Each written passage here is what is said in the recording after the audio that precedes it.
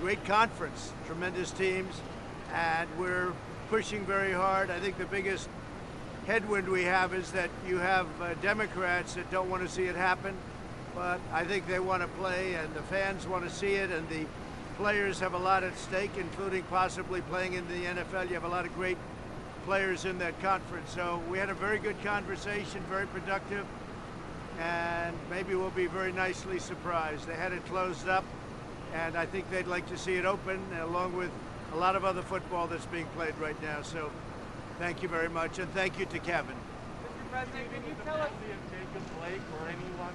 Say it? Will you be meeting with the family of Jacob Blake? I don't know yet. We'll see. We'll be making that determination. I don't know yet. Mr. President, can you tell us more about this plot that you were referring to on Fox News last night? Which? This plot of people gathering on a plane in here. Yeah, I could tell you that I could probably refer you to the person, and they could do it. I'd like to ask that person if it was okay, but a person was on a plane, said that there were about 6 people like that person, more or less, and what happened is the entire plane filled up with the looters, the anarchists, the rioters, people that obviously were looking for trouble, and the person felt very uncomfortable on the plane. This would be a person you know, so I will see whether or not I can get that person. I'll let them know, and I'll see whether or not I can get that person to speak to you. But this was a first-hand account of a plane going from Washington to wherever, and I'll see if I can get that information for you. Maybe they'll speak to you, maybe they won't. So are you concerned at all by the armed militias on the streets? Are they worried, or are they to be applauded? I think a lot of people are looking at what's happening to these Democrat-run cities, and they're disgusted. They see what's going on, and they can't believe this is taking place in our country. I can't believe it either. One of the reasons I'm making the trip today and going to Wisconsin is we've had such a big success in shutting down what would be right now a city that would have been Kenosha, a city that would have been burnt to the ground by now. And we're going to really say hello to law enforcement and the National Guard. And it all stopped immediately upon the National Guard's arrival. So, you know, it'd be easy to stop. I saw last night where these radical anarchists were trying to get into the mayor's house, and lots of bad things were happening to this poor, foolish, very stupid mayor. I mean, how he could be mayor, I have no idea, but all he has to do is call, and within 10 minutes, their problem will be over. As you know, they have to call us. They have to call and request help. All he has to do is call, and the problem will end. They had tremendous numbers of people really harassing him horribly, and I guess trying to break into his house. And he still sticks up with them because he's a fool. Only a fool would stick up for him like that. These are anarchists, these are agitators, they're rioters, they're looters, they're bad people. They're burning down Portland, and you take a look at that, you take a look at the scenes last night, and then the fake news media will say that they're friendly protesters. Because you people, I'll tell you, if we only had an honest press in this country, it would be much more advanced. But we have a very dishonest press. Yes, Mr. President, can you speak at all? You've spoken a lot about the anarchy that you're referring to. What about racial divisions? Would you like to bridge some of those gaps? And do you think that anything that you're saying is helping with that? I think it's helping because I'm about law and order.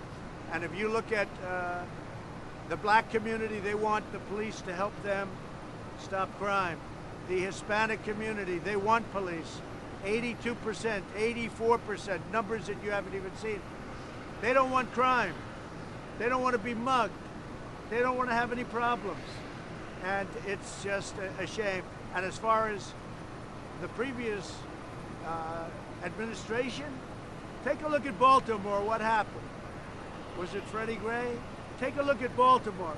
Take a look at St. Louis. Take a look at Ferguson. Take a look at what happened. What they had was, it put what we're doing, it put them to shame. It put it to shame. Take a look at those places. And you always had Portland. Portland's been like this. I read an article today, for 50 years this has been going on. I'd like to stop it, and we could stop it quickly. All they have to do is say, okay, President, now we're ready. Now we're ready. When I watched that scene last night with all of those really horrible people outside of the mayor's house, I also saw the way they shot the young gentleman in the street. He was targeted. They targeted him. They shot him in the street, and then they were so happy, and he died. You don't mention that. You mentioned somebody sprayed paint at somebody from the other side. They shot a man in the street. They executed a man in the street. A religious man in the street. And you don't mention it. It's not even a story. You talk about other things. The press should be ashamed of themselves. I think the press is actually, the media is what's fueling this, more so than even Biden, because Biden doesn't know he's alive. The press is really fueling this, and they're fueling it horribly, and you're doing a great disservice to your country. Okay, any other questions? I may. I'm also going to be speaking with a pastor who was talking to, as per your question previously, a very well involved and respected man. I look forward to that. I spoke to him yesterday, by the way, pastor of the family, as you know. And I spoke to him yesterday, had a great conversation. I think he's going to be there. But I'm speaking really today, I'm there for law enforcement and for the National Guard because they've done a great job in Kenosha. They put out the flame immediately. As soon as they came in, boom, the flame was gone. Now maybe it'll start up again, in which case they'll put it out very powerfully. Can you give us the latest on TikTok and what percentage you want, if any, of that deal? Well, I told them that they have till September 15th to make a deal. After that, we close it up in this country. And I said that the United States has to be compensated, well compensated, because we are the ones that are making it possible. And so we should be compensated. So the Treasury has to be well compensated. Mr. President, do you have an update on airlines, what your administration wants to do to help airlines? Well, we'll be helping the airlines, yeah. We'll be helping the airlines. You have to help the airlines. Tough business, always is. Airlines are a tough business in good times. And we're about ready to get back to good times. If you look at the numbers this morning, some of the numbers coming out are incredible.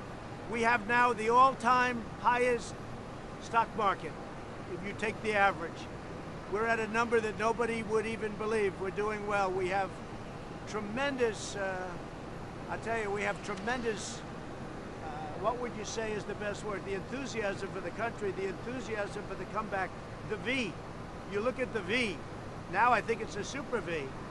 And Morgan Stanley, of course, which is one of the most respected on Wall Street, would you say? And they just made a big prediction. You know what the prediction was, right?